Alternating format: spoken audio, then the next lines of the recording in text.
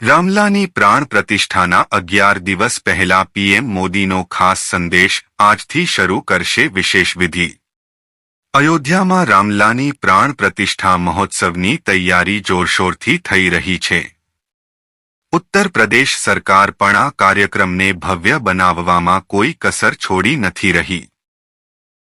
રામ મંદિર ઉત્તર પ્રદેશના અયોધ્યામાં રામલાની પ્રાણ પ્રતિષ્ઠા મહોત્સવની તૈયારી જોરશોરથી થઈ રહી છે અને અયોધ્યાને દુલ્હનની જેમ શણગારવામાં આવી રહ્યું છે। ત્યારે આ મહોત્સવને લઈને વડાપ્રધાન નરેન્દ્ર મોદીએ એક ખાસ સંદેશ દ્વારા પોતાની લાગણીઓ વ્યક્ત કરી હતી। ઉલ્લેખનીય છે કે રામલાની પ્રાણ પ્રતિષ્ઠાના મહોત્સવને 11 દિવસ જ બાકી છે, ત્યારે હવે રામ ભક્તોમાં ઉત્સાહ જોવા મળી રહ્યો છે। તેમજ ઉત્તર પ્રદેશ સરકાર પણ આ કાર્યક્રમને ભવ્ય બનાવવામાં કોઈ કસર છોડી નથી રહી। વડાપ્રધાને પોતાના સંદેશમાં આ વાત કહી હતી।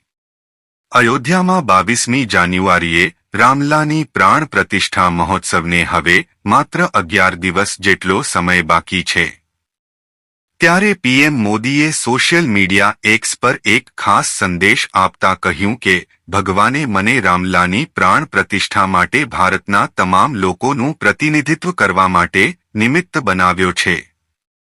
ત્યારે આને ધ્યાનમાં રાખીને હું આજથી 11 દિવસની વિશેષ વિધિ શરૂ કરી રહ્યો છું અને હું તમામ લોકો પાસેથી આશીર્વાદ માંગુ છું।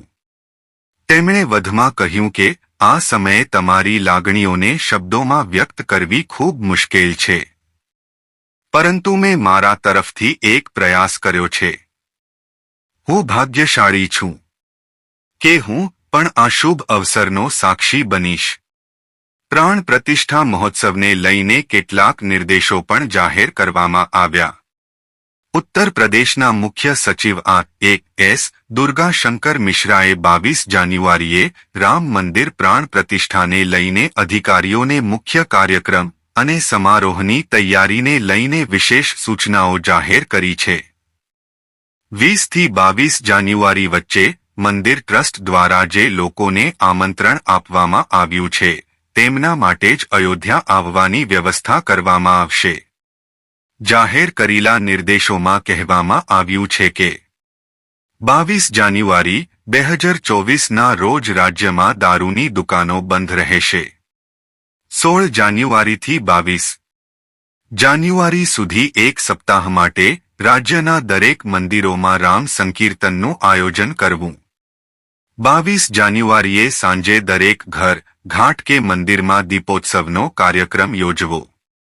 તમામ સરકારી ઇમારતો, શાળાઓ, કોલેજોને પણ શણગારવી।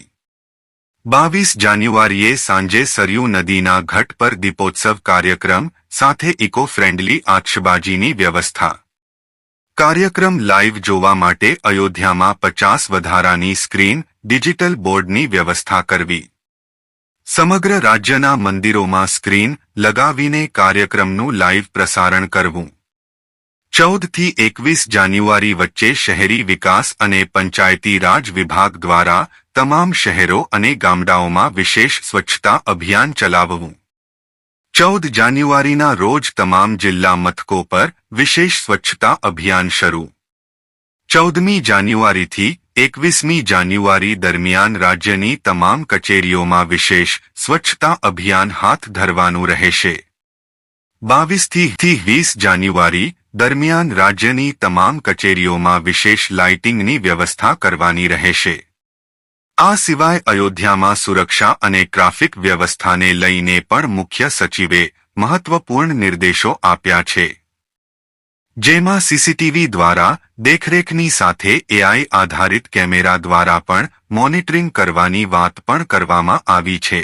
ITMS integrated traffic management system ના સીસીટીવી, પોલીસના સીસીટીવી અને પબ્લિક સીસીટીવી દ્વારા દેખરેખ રાખવી। પબ્લિક સીસીટીવીના 1500 કેમેરા ITMS સાથે ઇન્ટિગ્રેટ કરવામાં આવશે। અયોધ્યાના યલો ઝોનમાં 10,715 જગ્યાઓ પર ફેસ રેકગ્નિશન સાથે એઆઈ કેમેરાથી નજર રાખવામાં આવશે। એનડીઆરએફ, એસડીઆરએફ ટીમો તૈનાત કરવામાં આવશે. તેમજ એસડીઆરએફ ટીમ બોટ પેટ્રોલિંગ કરશે. નાવિકોને લાઈફ જેકેટ અને આઈડી કાર્ડ ઇસ્યુ કરવા જોઈએ તેમજ કોઈપણ પ્રકારના નશા પર પ્રતિબંધ રહેશે. 20 જાન્યુઆરી સુધી 4 ક્રૂઝ બોટની વ્યવસ્થા કરવામાં આવશે. 27 જાન્યુઆરીથી 15 ફેબ્રુઆરી સુધી અયોધ્યા રેલવે સ્ટેશન પર રેલવે પ્રોટેક્શન ફોર્સની વિશેષ વ્યવસ્થા કરવામાં આવશે. તમામ ટેન્ટ સિટીમાં ફાયર બ્રિગેડની વ્યવસ્થા કરવામાં આવશે. આખા શહેરમાં પોલીસ ફોર્સ દ્વારા પેટ્રોલિંગ કરવામાં આવશે.